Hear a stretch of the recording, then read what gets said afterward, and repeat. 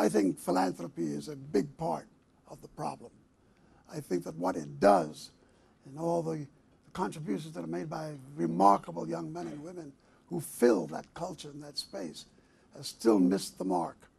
Because what we do not hear in America, what we do not find funded, what we do not find being given the platform to reveal itself, is what really are the change thinkers up to. What can the real change makers expect? And where do they have to go once we fail to give them the resources and to give the empowerment that they need? But you cannot have movement without organization. When we talk about the civil rights movement and we talk about the Montgomery bus boycott, that didn't happen spontaneously. That was planned years in advance before it ever happened. And so in the farm workers movement, the farm workers just didn't go on strike.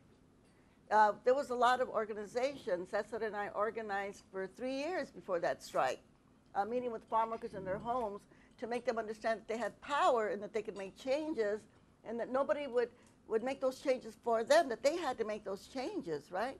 And we were able to organize farm workers and pass a lot of laws to help farm workers in California. By the way, laws that you do not even have in New York State.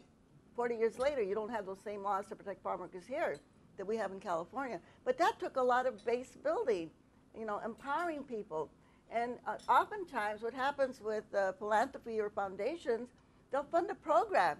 But hey, you need to build a base first before you fund the program. Right. And they will not do that. They'll fund a program and you've got to, you know, make that program, but then when the program's gone, everything is gone.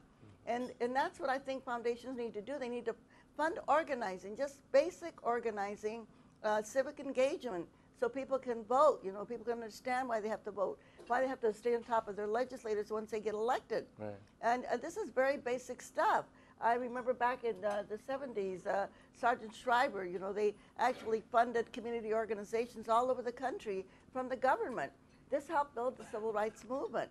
And this is what we need. You know, we can make Texas a progressive state in a year or 2 years. Really, you can do it.